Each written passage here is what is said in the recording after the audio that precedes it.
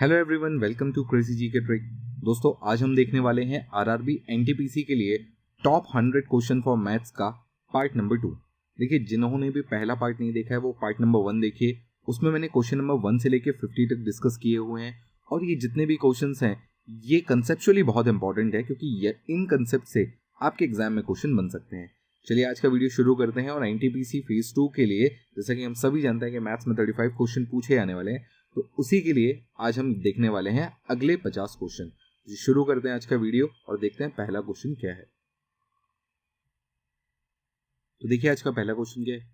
एक धनराशि ब्याज की किसी वार्षिक दर से 2 वर्षों के लिए साधारण ब्याज पर निवेश की जाती है। यदि ब्याज की दर 4% से बढ़ जाती तो ब्याज 160 रुपए से बढ़ जाता। निवेश की गई धनराशि क्या है। देखिए बहुत ही सिंपल सा क्वेश्चन है। आपने 2 साल के लिए सम इंटरेस्ट रेट, कुछ इंटरेस्ट रेट पर आपने पैसे जमा किए। अब अगर आप रेट ऑफ इंटरेस्ट 4% बढ़ा देंगे तो 2 साल में टोटल 8% आपको बढ़ा हुआ मिलेगा। किसका? प्रिंसिपल का। सिंपल इंटरेस्ट में हमेशा आपको प्रिंसिपल पर इंटरेस्ट मिलता है, तो यहाँ पर इसका यानी प्रिंसिपल का जो 8% है वो दिया हुआ है 160 रुपीज के बराबर में। बोले क्लियर है? तो यहाँ पर प्रिंसिपल इंटू 8/100 इक्वल्स टू 160 कर लेंगे। यहाँ से आप काट लेंगे 20 टाइम्स में और 100 मल्टीप्लाई कर लेंगे तो आपका प्रिंसिपल कितना आ जाएगा? ये आ जाएगा 2000। यानी option A will be the right answer. I hope आपको ये क्वेश्चन समझ में आ गया होगा। अगला क्वेश्चन देखिए। किसी त्रिभुज का क्षेत्रफल ज्ञात कीजिए जिसकी भुजाएं 5, 12 और 13 हैं। देखिए पाइथागोरस ट्रिपलेट है, आपको समझ में आ रहा है? 5, 12 और 13 पाइथागोरस ट्रिपलेट है, 5, 12 और 13। तो यहाँ पर आपको कुछ नहीं करना है। अगर आप पाइथागोरस ट्रिपलेट समझ गए हैं तो आपको 1/2 बेस इंटू हाइट करना है। बेस इंटू हाइट करेंगे तो ये कितना आ जाएगा? 6 टाइम्स में कटेगा और ये आ जाएगा 30 सेंटीमीटर स्क्वायर। दूसरा तरीका, अगर आपको ये नहीं समझ में आता है या कभी किसी क्वेश्चन में पाइथागोरस ट्रिपलेट नहीं दिया होता है तो आप फॉर्मूला लगा सकते हैं √s इंटू s माइनस ए, s माइनस बी और s माइनस सी का। ठीक है, यहाँ पर ए बी सी क्या है तो ध्यान रखिएगा, ये जो साइड्स हैं ये a, ये b और ये c है। और s क्या है? तो s होता है a plus B plus C upon 2। तो आप ये फॉर्मूला भी यूज कर सकते हैं। दोनों में से किसी तरीके से भी कर सकते हैं। अगर पाइथागोरस ट्रिपलेट दिया तो ये बेटर है, पाइथागोरस ट्रिपलेट नहीं देता है क्वेश्चन में तो आप इस तरीके से भी काम कर सकते हैं। चलिए अगले क्वेश्चन पर आते हैं। क्वेश्चन देखिए क्या लिखा हुआ है। कोई निश्चित राशि 3 वर्ष के लिए 4% वार्षिक दर पर, अगले 4 वर्ष के लिए 8% वार्षिक दर पर और 7 साल के बाद यानी 7 वर्षों के बाद 12% की वार्षिक दर पर उधार दी जाती है। यदि 11 वर्षों की अवधि में साधारण ब्याज 27,600 रुपए प्राप्त होता है तो राशि ज्ञात करें। बहुत ही सिंपल है। देखिए 3 वर्षों के लिए 4% पर यानी आपको मिलेगा टोटल 12%। इसी प्रकार 4 वर्षों के लिए 8% पर यानी आपको मिलेगा 32%। और इसी प्रकार से बचे हुए 4 वर्षों के लिए 4 क्यों? देखिए यहाँ पर 7 साल निकल चुके हैं और टोटल 11 साल है, तो 7 साल ये हो गए तो बचे कितने? 4 साल बचे, तब तो टोटल 11 होगा। ये आपके 12% पर, तो कुल मिलाकर ये कितना हो जाएगा? 48। तो ये परसेंटेज आपको मिलना है, तो टोटल आपको 92% मिलने का है। 92% की वैल्यू किसका? 92% प्रिंसिपल का। इसकी वैल्यू दी हुई है 27,600। बोलिए क्लियर है? तो यहाँ से जब आप इसको सॉल्व करेंगे तो आपको क्या मिलेगा? आपको यहाँ पर बहुत ही सिंपल से डिवाइड होता हुआ दिखेगा कि P इक्वल्स टू, जब आप इसको डिवाइड करेंगे तो ये आ जाएगा कितनी बार में? 30,000 आ जाएगा आपका आंसर।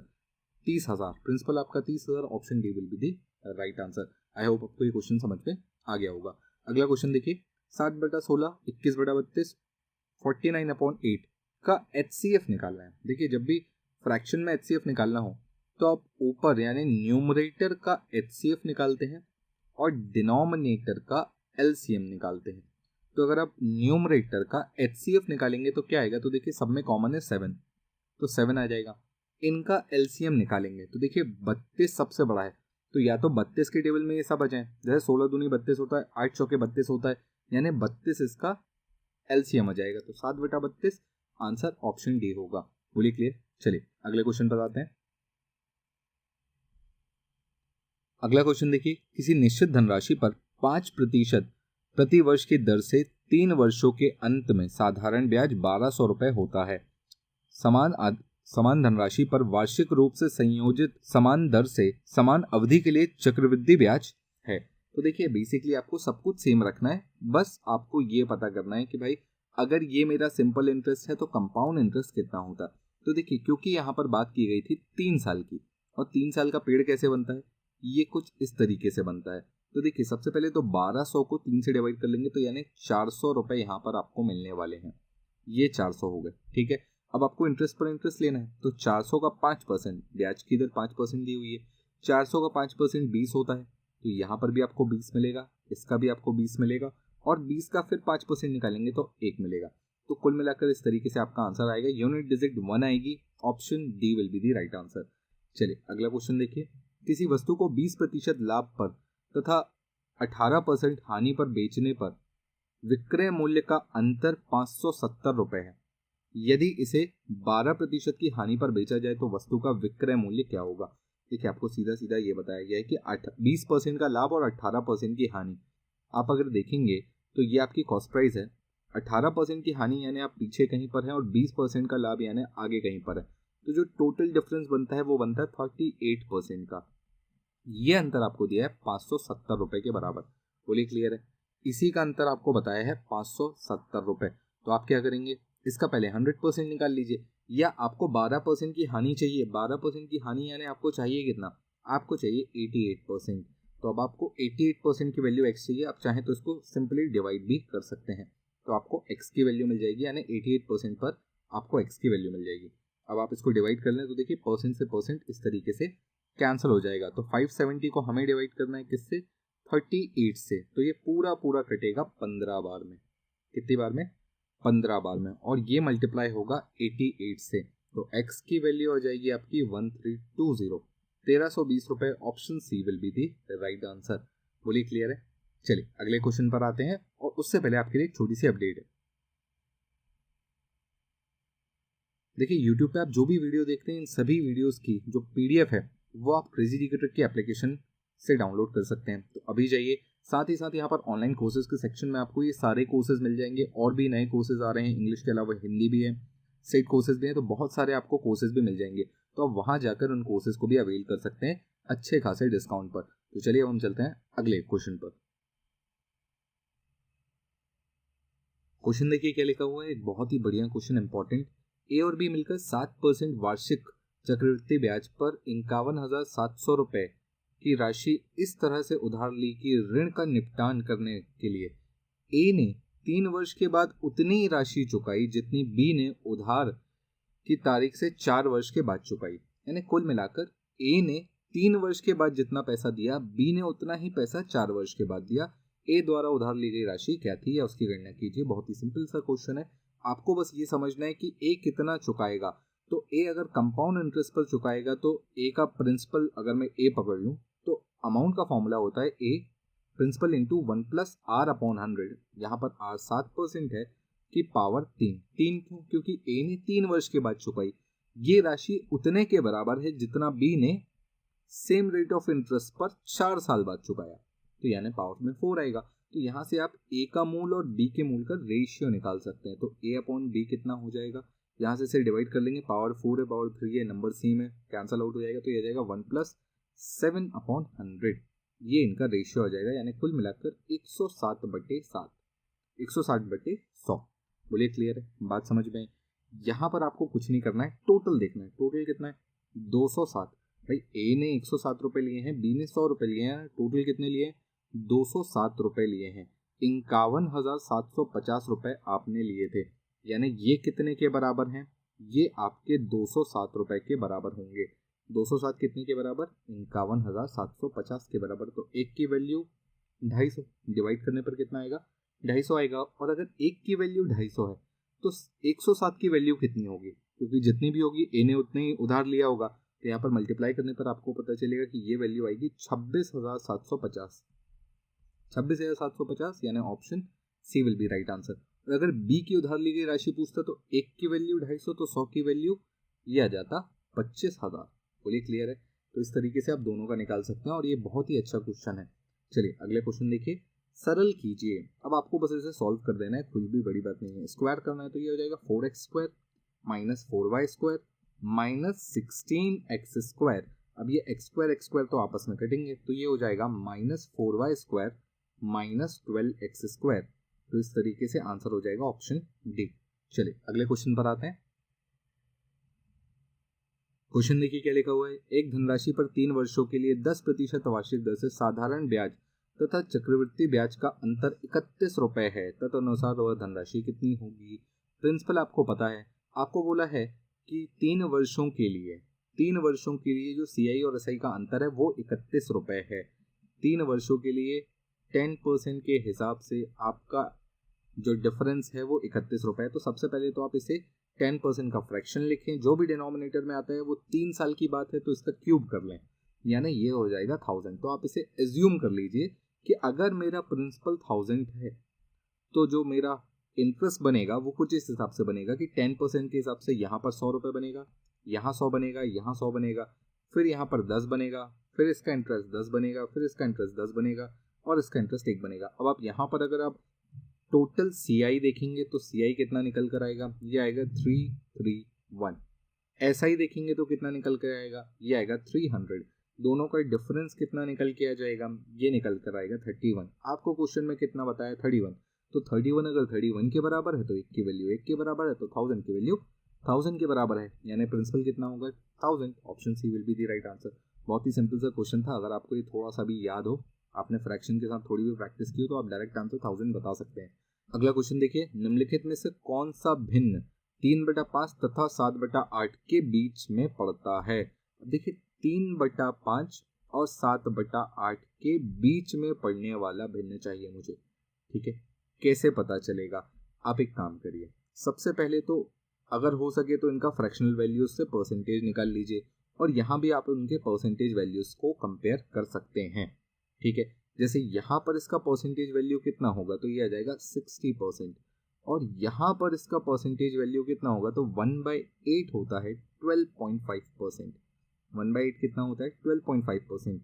तो यहाँ पर अगर आप इसे माइनस भी कर देंगे तो ये कितना आएगा, ये आ जाएगा 87.5, यानी 60% से 87.5% के बीच में जो भी वैल्यू होगी वो यहाँ पर आपको मिल जाएगी। 8/9 कितना होता है, तो 8/9 का अगर आप परसेंटेज वैल्यू निकालेंगे तो आपको पता चल जाएगा कि 8/9 आपको मिलेगा 88.88%। ये आपको पता होना चाहिए, मतलब इतना आपका फ्रैक्शन तेज होना चाहिए, ठीक है। 6/7, 6 डिवाइडेड बाई 7 जब आप करेंगे तो आपकी परसेंटेज वैल्यू निकलती है 85.7 समथिंग। जब आप 12/13 करते हैं तो 12/13 पर आपकी परसेंटेज वैल्यू निकलती है 92 समथिंग, काफ़ी छोटी वैल्यू होती है डिवाइड करने पर, ठीक है। और 4/7 करेंगे तो कितना होगा, तो ये होता है 57.14 समथिंग। तो अब आप देख लीजिए कि यहाँ पर कौन सी वैल्यू है जो 87 से कम है और 60 से बड़ी है, तो आपको एक ही वैल्यू दिखेगी 6/7, और यही हमारा सही आंसर होगा। तो ये परसेंटेज कैलकुलेशन अगर आपका तेज है तो आप बहुत इजीली इस क्वेश्चन को कर पाएंगे। चलिए अगले क्वेश्चन पर आते हैं। क्वेश्चन देखिए क्या लिखा हुआ है। एक टंकी में 2 पाइप A और B लगे हैं। A उसे 20 मिनट में भर सकता है और B उसे 30 मिनट में खाली कर सकता है। यदि A और B को एक साथ एकांतर रूप से 1-1 मिनट के लिए खोल रखा जाए तो टंकी कितनी देर में भरेगी। बहुत ही बढ़िया क्वेश्चन, इंपॉर्टेंट, इसको टिक कर लें। अब देखिए इस क्वेश्चन में अच्छी बात क्या है कि यहाँ पर आपको थोड़ा सा कंसेप्ट पता होना चाहिए। A 20 मिनट में भरता है, B 30 मिनट में खाली करता है। एलसीएम ले लेंगे 60, यानी मैं मान लूंगा कि टंकी 60 लीटर की है, जिसमें से A भरता है 3 लीटर, B भरता है 2 लीटर, B निकालता है, तो इसे माइनस में रखेंगे, इसे प्लस में रखेंगे। बोलिए क्लियर है। अब देखिए सीक्वेंस किस हिसाब से चल रहा है, तो पहले A चालू होगा, फिर B चालू होगा, फिर A, फिर B, फिर A, फिर B, इस तरीके से काम चलता रहेगा। तो ये 3 भरेगा, ये 2 खाली करेगा, फिर ये 3 भरेगा, ये 2 खाली करेगा, फिर ये 3 भरेगा, फिर ये 2 खाली करेगा। तो ध्यान रखिएगा, ऐसा करते हुए हर 2 मिनट में 1 लीटर टंकी भराएगी। भाई ये 3 भरेगा, ये 2 खाली कर देगा, तो 2 मिनट में 1 लीटर भराया। 2 मिनट में कितना भराया, 1 लीटर। तो हमें 60 भरने में कितना समय लगेगा, 120 मिनट। आंसर गलत हो जाएगा। आपने अगर 120 पे टिक किया, आंसर गलत हो गया। समझिए क्यों। देखिए बात है 57 लीटर तक की। 57 लीटर तक तो इस तरीके से ही चलेगा, यानी एक, यानी 57 लीटर तक तो आपको हर 1 लीटर भरने में 2 मिनट लगेगा। तो इस हिसाब से अगर मैं बोलूँ 57 × 2, तो ये होता है 114 मिनट पर आपकी टंकी 57 लीटर भर चुकी। पर आप ध्यान रखिएगा, इसके बाद ए चालू होगा और ए सीधा सीधा 3 लीटर भर देगा। तो जैसे ही 57 के बाद ये 3 लीटर भराएगा, टंकी फुल हो गई 60 की। अब आपको बी को खोलने की जरूरत नहीं है क्योंकि टंकी भर चुकी है। तो इसके बाद ठीक अगले ही मिनट में, यानी अगले 1 मिनट में टंकी भर जाएगी। तो कुल मिलाकर आपको लगेंगे 115 मिनट। तो आंसर होगा आपका 115 मिनट। बात समझ में आई? इंपॉर्टेंट क्वेश्चन है, कंसेप्चुअल है। चलिए अगला क्वेश्चन देखिए क्या लिखा हुआ है। √4 की पावर 3 प्लस 15 का स्क्वायर। 15 का स्क्वायर तो हम सभी को पता है 225 होता है, प्लस √4 का क्यूब। तो इसको मैं ऐसा भी लिख सकता हूँ ना, 4 की पावर 3 की पावर 1/2, या इसको मैं ऐसा भी लिख सकता हूँ 4 की पावर 3/2, या इसको मैं ऐसा भी लिख सकता हूँ 4 की पावर 1/2 का क्यूब। अब बताइए ये क्या है? क्यूब। ये क्या है? तो आप बोलेंगे ये तो 2 है, तो 2 का क्यूब कितना होता है? 8 होता है। तो बेसिकली इसमें प्लस करना है आपको 8 और आपका आंसर हो जाएगा 233, यानी option D will be the right answer. I hope आपको समझ में आ गया होगा। चलिए अगले क्वेश्चन पर आते हैं। क्वेश्चन देखिए क्या लिखा हुआ है। 3 नलियां ए, बी और सी एक टंकी को क्रमशः 6 घंटे, 9 घंटे और 12 घंटे में भरती है। बी और सी को आधा घंटा तक खोलने के बाद ए को भी खोल दिया जाता है। तदनुसार उन तीनों नलियों को टंकी को शेष भाग भरने में कितना समय लगेगा? देखिए शेष भाग भरने में कितना समय लगेगा ये पूछा हुआ है। तो यहाँ पर सबसे पहले तो ये समझिए कि ए, बी और सी का आपको एलसीएम ले लेना है। ये कितना है? 6, ये कितना है? 9, ये कितना है? 12। एलसीएम ले लीजिए 36। तो इसकी एफिशिएंसी आ जाएगी 6 की, इसकी एफिशिएंसी आ जाएगी 4 की, इसकी एफिशिएंसी आ जाएगी 3 की। तो बेसिकली ए 1 घंटे में 6 भरता है, बी 1 घंटे में 4 भरता है और सी 1 घंटे में 3 भरता है। बी और सी को आधे घंटे के लिए खोल के रखा गया। तो आधे घंटे में इसने 2 भरा होगा, इसने 1.5 भरा होगा, यानी कुल मिलाकर भरा कितना? 3.5। 36 में से 3.5 भर गया, बचा कितना? 32.5 अभी भरना बाकी है। और ये तीनों मिलकर भरेंगे। तीनों का मतलब डिवाइड कितने से होगा? 13 से होगा। कितने से होगा? 13 से होगा। इस बात का ध्यान रखेंगे। तो देखिए 32.5 को अगर मैं 13 से डिवाइड करता हूं तो कितना आता है? ये आता है 2.5। वैसे तो 25 टाइम्स है सीधा सीधा, तो एक डेसिमल के बाद 2.5 आवर्स। तो आपको कितना लगेगा? 2.5 आवर्स, यानी 2 सही 1/2 घंटे। बोलिए क्लियर है? बात समझ में आई? चलिए अगला क्वेश्चन देखिए। 3 संख्याएं 1/2 अनुपात 2/3 अनुपात 3/4 के अनुपात में है। सबसे बड़ी और सबसे छोटी संख्या का अंतर 27 है। तीनों संख्याओं का औसत क्या होगा? सबसे पहले तो ये रेशियो को ठीक करिए। नीचे वाली संख्याओं का एलसीएम ले लीजिए। तो यहाँ पर एलसीएम कितना आ जाएगा? 12। तो यहाँ पर 12 बनाने के लिए इसमें 6 का मल्टीप्लाई, इसमें 4 का और इसमें 3 का मल्टीप्लाई करना पड़ेगा। तो ये हो जाएगा 6, ये आ जाएगा 8, ये आ जाएगा 9। नीचे मल्टीप्लाई किया तो ऊपर भी करना पड़ता है। तो 6 नीचे, 6 ऊपर, यहाँ पर 4 और यहाँ पर 3। तो नीचे वाले जो सेम टर्म्स है वो तो कैंसिल हो जाएंगे क्योंकि आपने एलसीएम ले लिया था। ऊपर आएगा 6, 4 8 दूनी 4 और 3 3 9। तो इस रेशियो में आपको ये 3 नंबर्स हैं।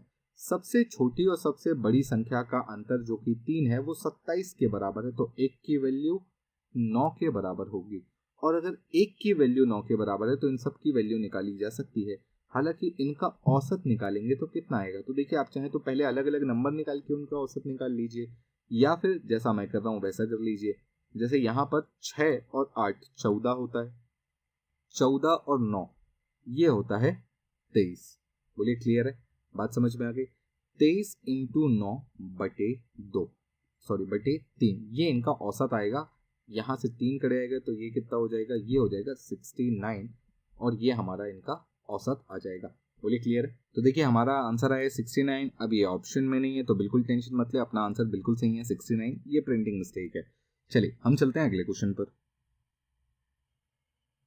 क्वेश्चन देखिए क्या लिखा है। एक पाइप टंकी को 10 घंटे में भर सकता है। टंकी के तली में छिद्र होने के कारण टंकी को भरने में 12 घंटे लगते हैं। यदि टंकी पूरी भरी हो तो वह छिद्र टंकी को कितने घंटों में खाली करेगा? देखिए बहुत ही बढ़िया क्वेश्चन है। एक टंकी है, इसे एक नल भरता है और ये जो नल भरता है ये 10 घंटों में भर सकता है।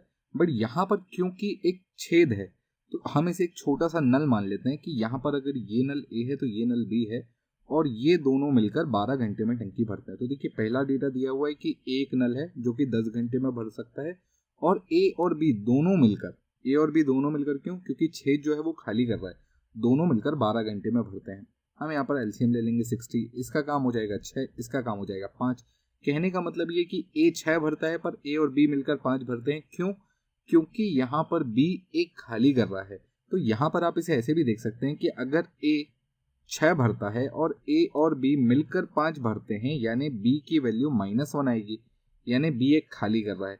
अब पूरी टंकी भरी है, यानी 60 पूरा भरा हुआ है और ये 1 मिनट में या 1 घंटे में एक खाली करता है, तो 60 खाली करने में 60 घंटे लगेंगे। Option C will be the right answer. I hope आपको समझ में आ गया होगा। अगला क्वेश्चन देखिए क्या लिखा है। एक संख्या को 2 भागों में इस प्रकार विभाजित किया जाता है कि पहली संख्या का 30% दूसरे भाग के 20% से 25 अधिक है। देखिए आपसे बोला गया है एक संख्या है, इसको 2 भाग में तोड़ना है। तो सपोज मैं एक भाग ले लेता हूँ x और दूसरा भाग ले लेता हूँ y। ठीक है, यहाँ पर मुझे बोला गया है कि पहले भाग का 30% यानी 30/100 और दूसरे भाग का 20% यानी 20/100। ये पहला भाग अधिक है दूसरे भाग से, यानी यहाँ पर माइनस करने पर मुझे 25 मिलना चाहिए। देखिए अधिक है या कम है, इसका मतलब उसने आपको अंतर बताया है। दूसरी कंडीशन में बोला है कि दूसरे भाग का 50%। अब देखिए दूसरा भाग फिलहाल y है, तो इसका 50%, y का 50/100। पहले भाग के 60% से, पहले भाग यानी x के 60/100 से कितना अधिक है? 33.5 अधिक है, यानी इनका अंतर है 33.5। अब इन दो इक्वेशन को सॉल्व करेंगे और हमारा आंसर आ जाएगा। इसे सॉल्व करेंगे 0 से 0, 0 से 0 कैंसिल, एलसीएम 10 लेके मल्टीप्लाई कर लीजिएगा, तो ये आ जाएगा 3x - 2y = 250। दूसरी इक्वेशन क्या बनेगी? यहाँ 0 से 0, 0 से 0, एलसीएम 10 आ गया, मल्टीप्लाई कर लीजिएगा इधर, तो ये हो जाएगा 5y - 6x = 335। अब देखिए किसी एक का कोफिशिएंट बराबर करेंगे, यहाँ 6x है और यहाँ पर 3x है, तो अगर मैं इस पूरी इक्वेशन को इंटू 2 कर देता हूँ तो ये इक्वेशन क्या बन जाएगी? 6x -4y = 500। आप इन दोनों इक्वेशंस को ऐड कर देंगे तो ये 6x और 6x कैंसिल हो जाएगा और यहाँ पर ये 5y और -4y में y बचेगा और ये टोटल हो जाएगा 835। अब आप y की वैल्यू 835 किसी एक इक्वेशन में पुट कर लीजिए। सपोज पहली वाली इक्वेशन में ही पुट कर लेता हूँ मैं, तो यहाँ पर मुझे कितना मिलेगा? तो यहाँ पर मुझे मिल जाएगा 1670। y की वैल्यू यहाँ पुट करूँगा तो ये हो जाएगा 3x - 1670 = 250। बोलिए क्लियर है? यहाँ पर इसे ऐड कर लीजिएगा तो ये कितना हो जाएगा? तो ये आ जाएगा 3x ऐड करेंगे 0 आ जाएगा, 7 5 12 का 2 आ जाएगा, एक कैरी चला जाएगा और ये 8 और 1 9 हो जाएगा और ये हो जाएगा 1920। तो x की वैल्यू कितनी आ जाएगी? डिवाइड कर लीजिएगा, ये आ जाएगी 640। आपसे पूछा है वो संख्या क्या है, तो संख्या याद रखिएगा, आपने 2 भाग में तोड़ा था x और y, तो जो टोटल संख्या होगी वो तो x + y होगी। और x + y कहने का मतलब क्या होगा? x + y कहने का मतलब 640 + 335 नहीं 835 दोनों को जोड़ेंगे तो क्या मिलेगा? तो यहाँ पर 5 आ जाएगा, ये हो जाएगा 7 और ये हो जाएगा 14, यानी 1475। Option A will be the right answer. I hope आपको ये क्वेश्चन समझ में आ गया होगा, अच्छा क्वेश्चन था। चलिए अगले पर आते हैं। अगला क्वेश्चन देखिए क्या लिखा हुआ है। दो संख्याओं का HCF और LCM का अनुपात 21 और 84 है। यदि दो संख्याओं का अनुपात 1:4 है तो दोनों संख्याओं में से बड़ी संख्या होगी।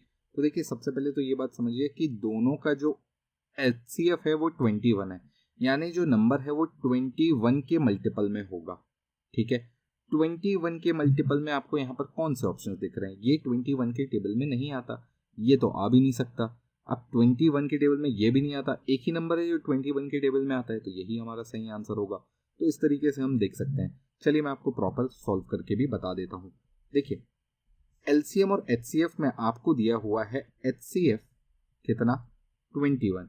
LCM क्या होता है? तो ये 84 दिया हुआ है, पर ये होता है HCF into x into Y. ये मैंने एडवांस मैथ के कोर्स में बहुत अच्छे से डिटेल में डिस्कस किया हुआ है। तो ये हो जाएगा 21 इंटू x इंटू वाई में। अब देखिए अगर मैं इसको 21 से डिवाइड कर देता हूँ तो x इंटू वाई की वैल्यू क्या आ जाएगी? तो देखिए यहाँ पर 21 से डिवाइड करने पर x इंटू वाई की वैल्यू हो जाएगी 4। ठीक है, और इन दोनों का रेशियो दिया हुआ है, यानी ये 1 है और ये 4 है।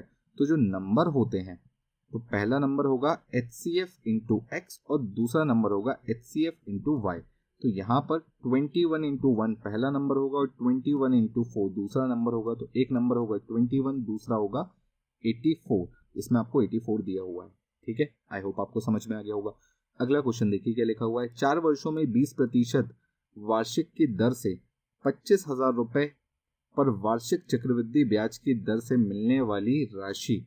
देखिए 4 वर्षों में बोला है आपसे, है कि नहीं, 20% के हिसाब से। अब सबसे पहले 20% का तो फ्रैक्शन निकाल लीजिए। 20% का फ्रैक्शन होता है 1/5 और इसकी पावर कर लीजिएगा 4, ये हो जाएगा 625। ठीक, अब 4 साल का आपको हिसाब निकालना है, तो या तो आप सीधा सीधा इस तरीके से आप फॉर्मूला भी लगा सकते हैं। किसका? कंपाउंड इंटरेस्ट का। कंपाउंड इंटरेस्ट का फॉर्मूला क्या होता है? इसका फॉर्मूला होता है P into 1 plus R upon 100 की पावर n माइनस पी, या P को कॉमन लेके -1 भी कर सकते हैं। तो या तो ये एक फॉर्मूला आप सीधा सीधा लगा सकते हैं कि यहाँ पर लिख लीजिएगा 25,000 इंटू 1 प्लस आर अपॉन 100, तो ये 20 अपॉन 100 इज 1/5।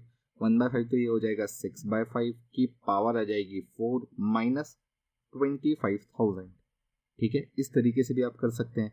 ये कितना हो जाएगा? तो ये 625 हो जाएगा। ये कितना हो जाएगा? तो ये 6 की पावर 4 हो जाएगा। 6 की पावर 4 कितना होता है? तो 6 की पावर 4 होता है 1296। तो ये हो जाएगा 2500 इंटू 1296 अपॉन 625 माइनस 25,000। ठीक है, अब अगर आप 25,000 को 625 से डिवाइड करते हैं तो आपको कितना मिलता है? 40। कितना मिलेगा? 40। इस 40 को आपको मल्टीप्लाई किससे करना है? इसे आपको मल्टीप्लाई करना है 1296 से। तो ये कितना हो जाएगा? ये आ जाएगा 51,840। इसमें से आप माइनस कर लीजिएगा 25,000। 25,000 माइनस करने पर आपको कितना मिलेगा? आपको मिलेगा 26,840। ठीक है, आपसे अच्छा राशि पूछी गई है, राशि यानी टोटल पूछा गया, तो ये आपका आंसर आ चुका है 51,840। यही आपका सही आंसर होगा।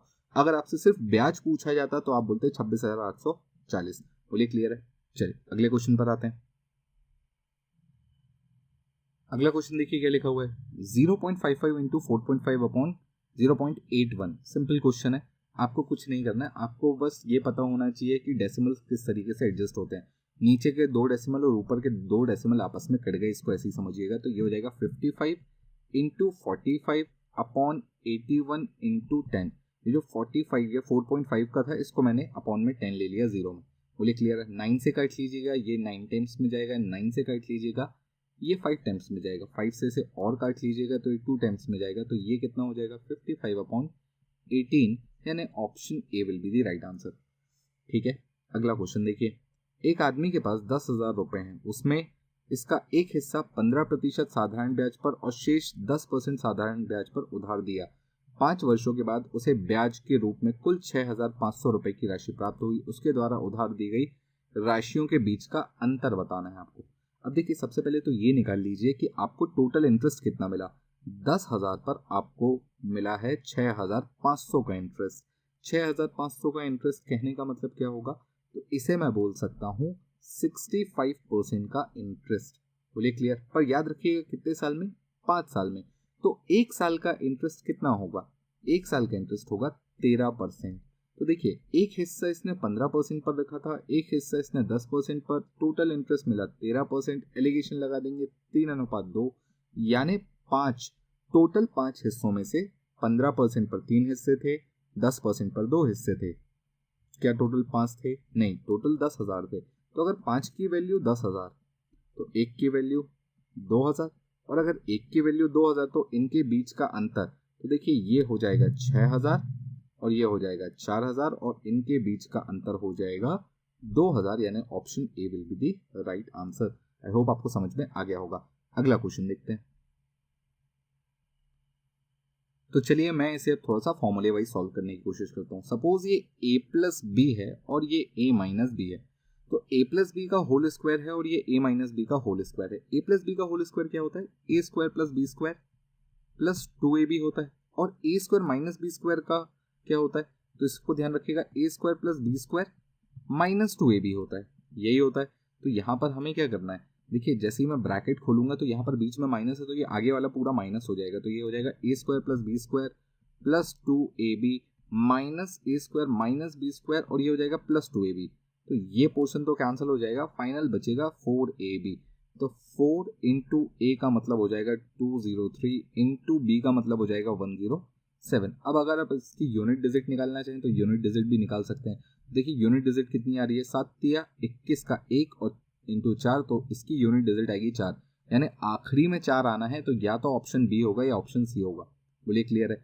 अब अगर मैं इस पर डिजिटल सम लगा दूं तो देखिए यहाँ पर योग आता है 5, यहाँ पर योग आता है 8 और यहाँ पर 4, तो इनको मल्टीप्लाई कर लेंगे, ये हो जाएगा 20, यानी इसका डिजिटल सम हो जाएगा 2, 8 दूनी 16, 16 यानी 7। तो जहां पर भी डिजिटल सम 7 दिखेगा वही मेरा आंसर होगा।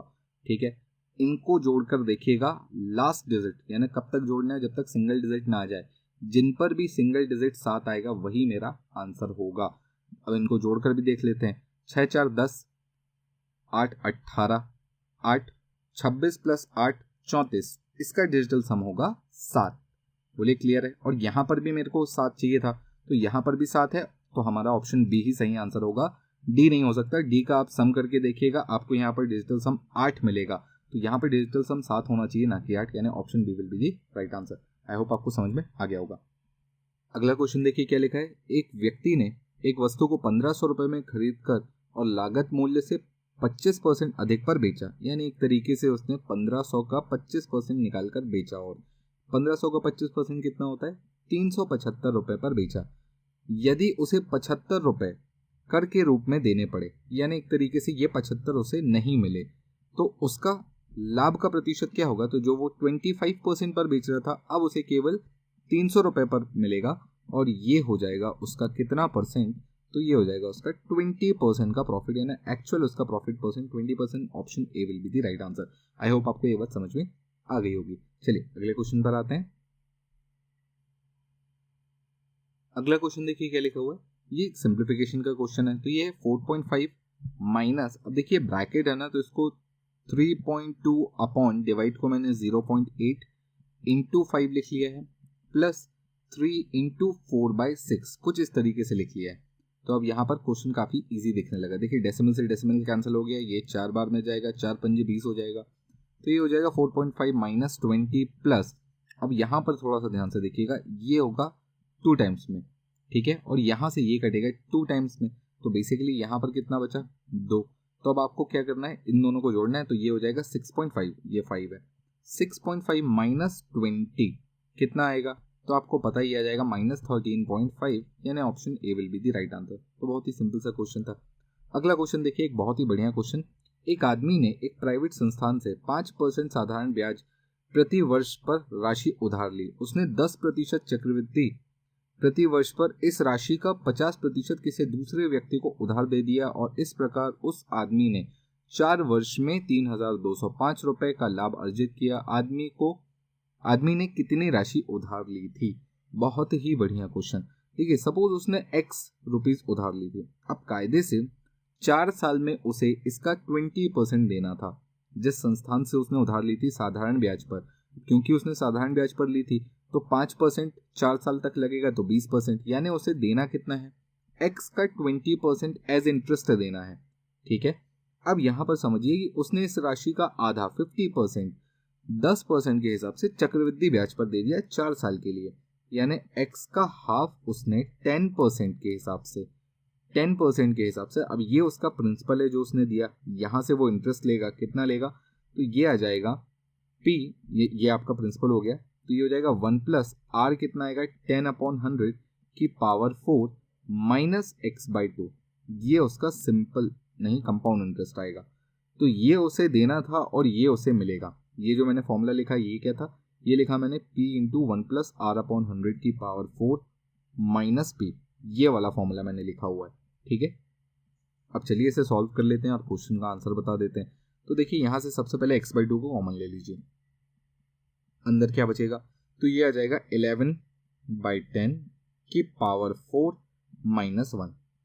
ठीक है, 11 की पावर 4 का मतलब क्या होता है, 11 की पावर 4 का मतलब होता है 121 इंटू 121 या 21 का स्क्वायर, तो ये कितना आ जाएगा ये आ जाएगा 14,641, 14,641 माइनस 1 2 3 4 अपॉन में लिखूंगा 641 अपॉन में लिखूंगा 10,000।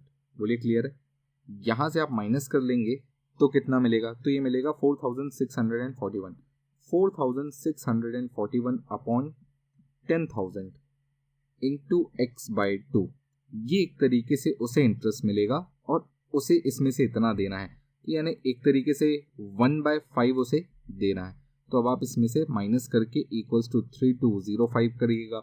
इसमें से इसको माइनस करूंगा, इसमें से किसको? 4641 अपॉन 10,000 इंटू एक्स बाई 2, तो इसको ऐसा कर लीजिए, माइनस एक्स बाय 5। इसमें से इसको माइनस करने के बाद आपको अंतर में कितना मिलना चाहिए? आपको मिलना चाहिए 3205, और यहाँ से आप x की वैल्यू बता सकते हैं। तो आप अगर आप इतना कर लेंगे तो आपको आंसर मिल जाएगा। तो चलिए कमेंट बॉक्स में मुझे इस क्वेश्चन का आंसर बताइएगा, ABCD में से कौन सा इस क्वेश्चन का सही आंसर है। चलिए हम चलते हैं नेक्स्ट क्वेश्चन में।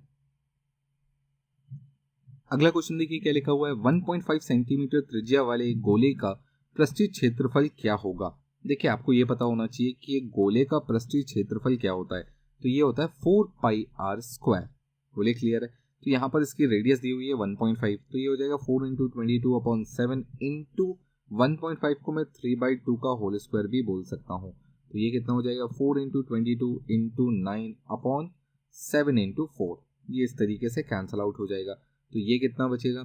ये बचेगा 9 दूनी 18 का 8, एक कैरी 9 दूनी 18 और एक 19, 198/7। Option D will be the right answer.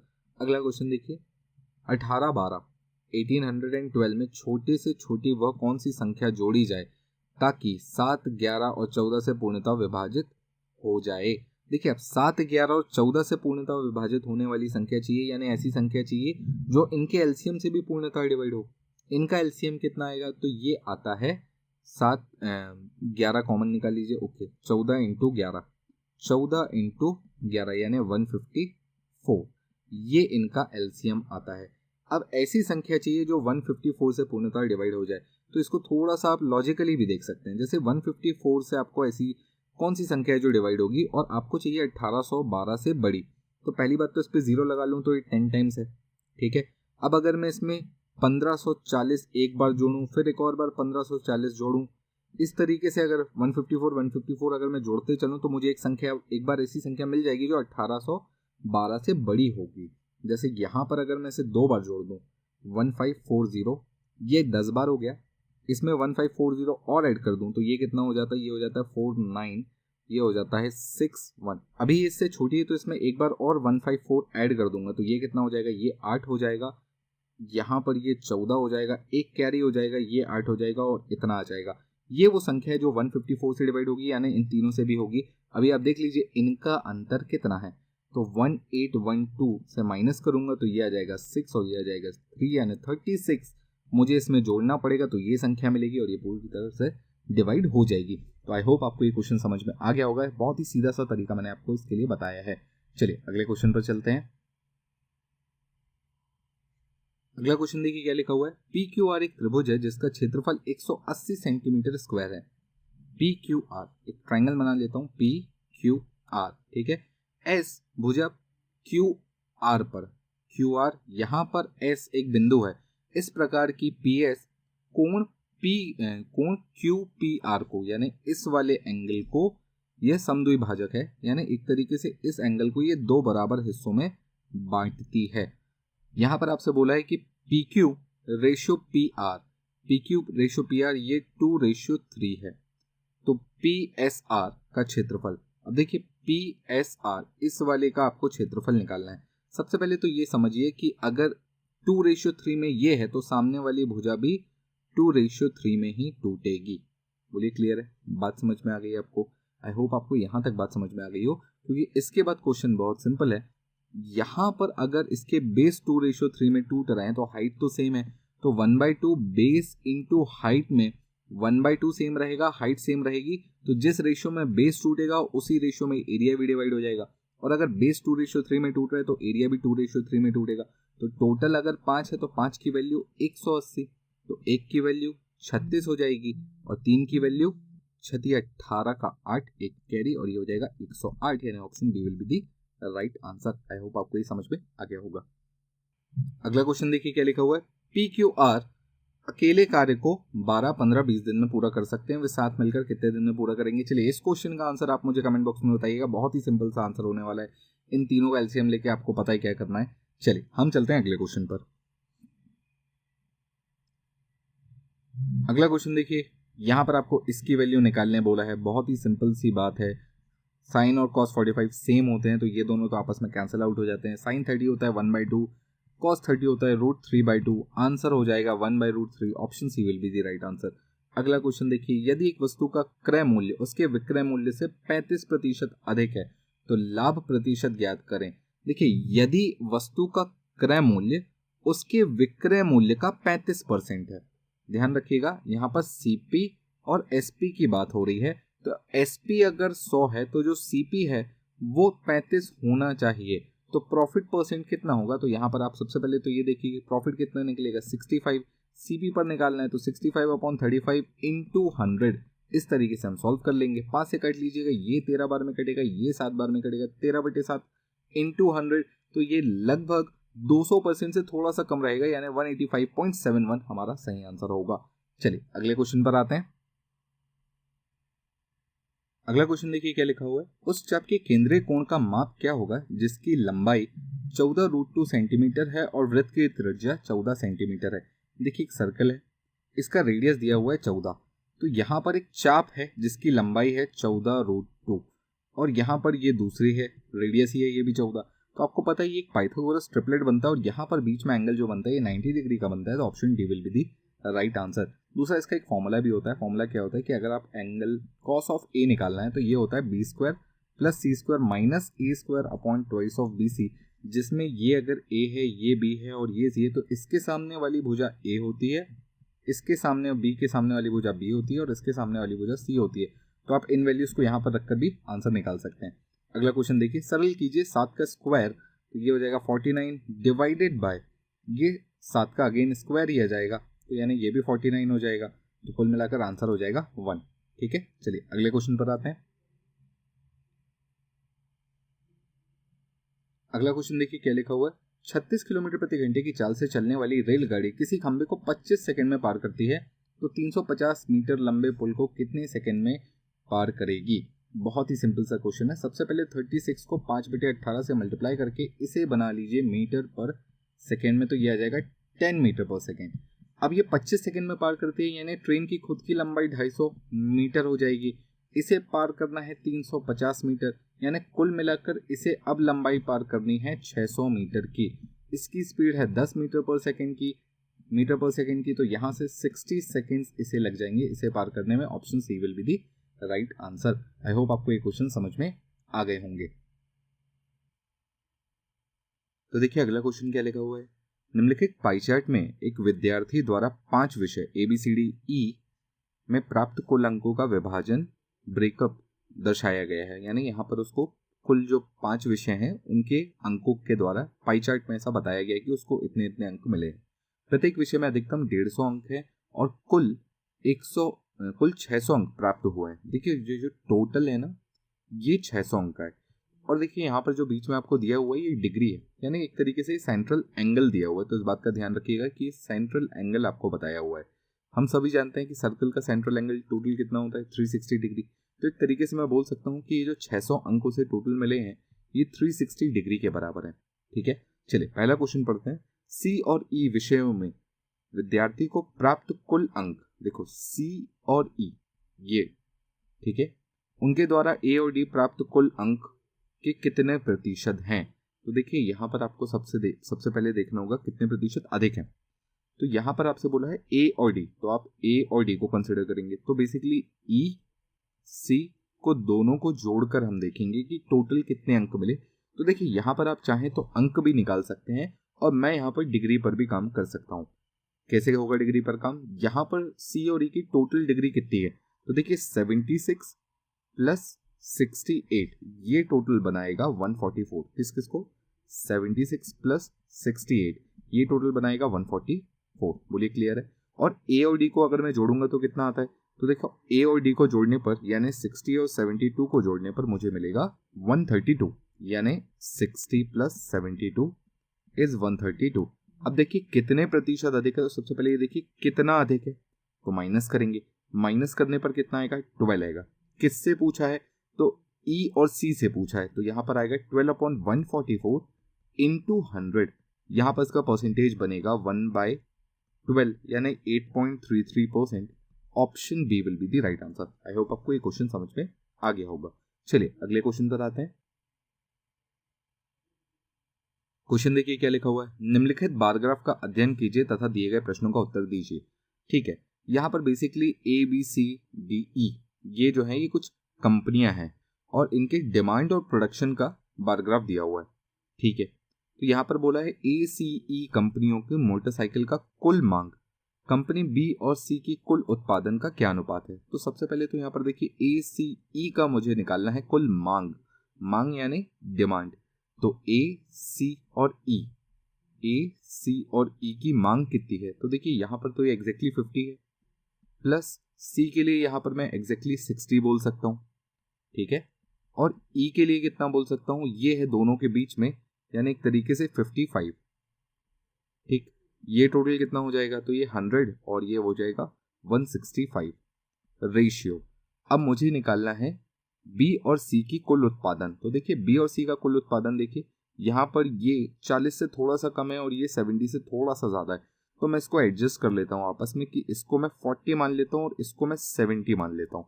तो ये हो जाएगा 40 प्लस 70, 40 प्लस 70 ये कितना हो जाएगा 110। तो ये हो जाएगा 165 रेशियो 110। बोलिए क्लियर है। 5 से काट लीजिएगा, 5 से काटेंगे ये कितनी बार में कटेगा, 5 से काटेंगे तो ये कटेगा 33 टाइम्स में, 5 से काटेंगे तो ये कटेगा 22 टाइम्स में, रेशियो और काट लीजिएगा तो आ जाएगा 3:2, यानी option C will be the right answer. I hope आपको ये क्वेश्चन भी समझ में आ गया होगा, बहुत ही सिंपल सा क्वेश्चन था। चलिए अगले क्वेश्चन पर आते हैं। 5 संस्थाओं के 5 अलग अलग अनुभाग में पढ़ने वाले विद्यार्थियों की संख्या यहाँ पर कुछ इस तरीके से दिए हुए हैं। यह है अनुभागों की संख्या, अनुभाग स्थान संस्थान ए बी सी डी ई, ये 5 संस्थान हैं। यहाँ पर देखिए क्या लिखा हुआ है, आर्ट्स में पढ़ने वाले, कॉमर्स में पढ़ने वाले, विज्ञान में पढ़ने वाले, मैनेजमेंट और कंप्यूटर साइंस, इस तरीके से यहाँ पर आपको दिया हुआ है। पहला क्वेश्चन पढ़ते हैं क्या लिखा है, सभी संस्थानों के कॉमर्स संस्थान में अध्ययन करने वाले छात्रों का औसत संख्या कितनी होगी। देखिए कॉमर्स वालों का एवरेज निकालना है। एवरेज निकालने का सबसे अच्छा तरीका होता है एज्यूम्ड मीन मेथड का। जब आपके पास बड़े बड़े डेटा हो तो आप इन सबको मत जोड़िए, आप एक मीन एज्यूम कर लीजिए।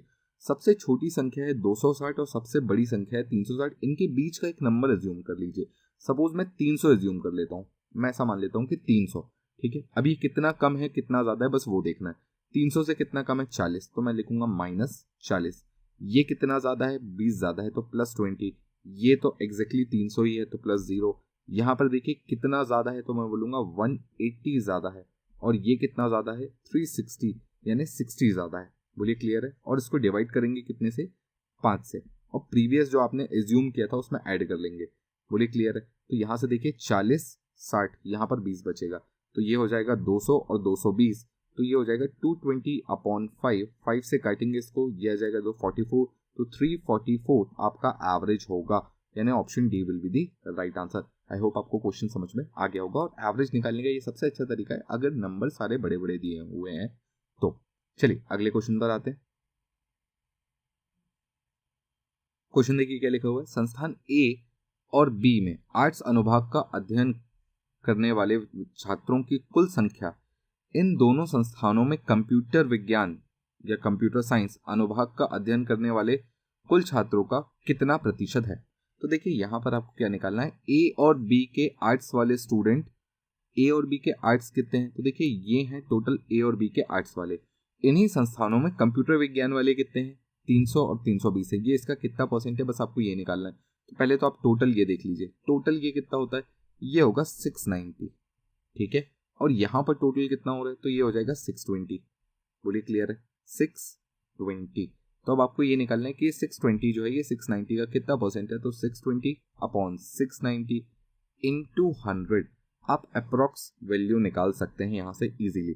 चलिए 0 से 0 काट लेता हूँ मैं, ये 0 से 0 कटा, ठीक है, 62/69, इसको थोड़ा सा मैं वैल्यू चेंज कर रहा हूँ, अप्रोक्सीमेशन ले लेता हूँ, ये 62 रखता हूँ, इस वैल्यू को लगभग मैं 70 इंटू 100 करके कुछ इस तरीके से करने की कोशिश करता हूँ, तो यहाँ से ये कटेगा लगभग 90 टाइम्स के आसपास, तो ये कुल मिलाकर लगभग 90% के आसपास बनता है, तो option B will be the right answer.